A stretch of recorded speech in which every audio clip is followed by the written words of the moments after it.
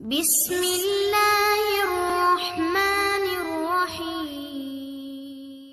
دوزخ کے عذاب کا اندازہ رسول اللہ صلی اللہ علیہ وسلم نے فرمایا، دوزخیوں میں سب سے ہلکا عذاب اس شخص پر ہوگا جس کی دونوں جوتیاں اور تسمے آگ کے ہوں گے، جس کی وجہ سے ہانڈی کی طرح اس کا دماغ کھولتا ہوگا۔ وہ سمجھے گا کہ مجھے ہی سب سے زیادہ عذاب ہو رہا ہے، حالانکہ اسے سب سے کم عذاب ہوگا۔ رسول اللہ صلی اللہ علیہ وسلم نے فرمایا، قیامت کے دن ایسے دوزخی جو دنیا میں تمام انسانوں سے زیادہ لذت اور عیش میں رہا تھا، اسے پکڑ کر ایک مرتبہ دوزخ میں غوطہ دیا جائے گا، پھر اس سے پوچھا جائے گا، اے ابن آدم، کیا تو نے کبھی نعمت دیکھی ہے؟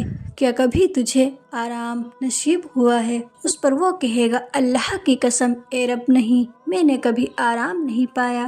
پھر فرمایا کہ قیامت کے دن ایک ایسے جنتی کو جو دنیا میں تمام انسانوں سے زیادہ مصیبت میں رہا تھا، اسے پکڑ کر جنت میں غوطہ دیا جائے گا، پھر اس سے پوچھا جائے گا کہ اے ابن آدم، کیا کبھی تو نے مصیبت دیکھی ہے؟ کیا کبھی تجھ پر سختی گزری ہے؟ وہ کہے گا، اللہ کی قسم اے رب، مجھ پر کبھی سختی نہیں گزری اور میں نے کبھی مصیبت نہیں دیکھی۔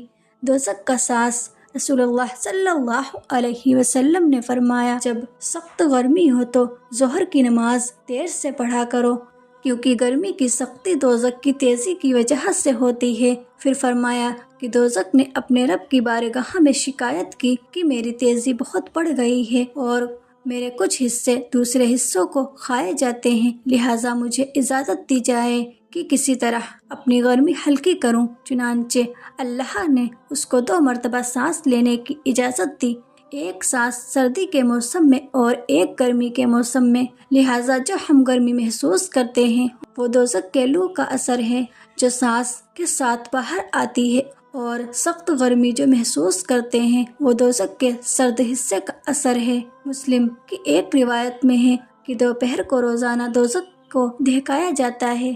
دوزخ کے سانس لینے سے گرمی بڑھ جانا تو سمجھ میں آتا ہے، لیکن سردی کا بڑھ جانا بظاہر سمجھ میں نہیں آتا۔ دراصل بات یہ ہے کہ گرمی میں دوزخ سانس باہر پھینکتی ہے اور اس طرح دنیا میں گرمی بڑھ جاتی ہے، اور سردی میں سانس اندر لیتی ہے اور اس طرح دنیا میں تمام گرمی کھینچ لیتی ہے، اس وجہ سے سردی بڑھ جاتی ہے۔ بعض علماء نے اس کی یہ تشریح کی ہے کہ دوزخ میں جلانے کا ہی عذاب نہیں ہے بلکہ ٹھنڈک کا بھی عذاب ہے۔ دوزخ کا ایندھن، قرآن کریم میں اللہ تعالیٰ فرماتا ہے، اے ایمان والو، اپنے آپ کو اور اپنے گھر والوں کو دوزخ کی آگ سے بچاؤ جس کا ایندھن انسان اور پتھر ہیں۔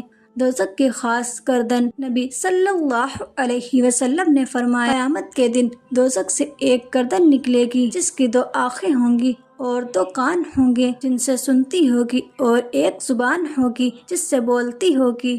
وہ کہے گی، میں 3 شخصوں پر مسلط کی گئی ہوں۔ نمبر 1، شرکس جدی پر۔ نمبر 2، ہر اس شخص پر جو اللہ کے ساتھ کوئی دوسرا معبود ٹھہرایا۔ نمبر 3، تصویر بنانے والے پر۔ دوزخ میں موت نہ آئے گی اور عذاب ہلکا نہ ہوگا۔ قرآن کریم میں ہے کہ اللہ تعالیٰ فرماتا ہے، ان کا عذاب ہلکا نہ کیا جائے گا اور وہ اسی میں مایوس پڑے رہیں گے۔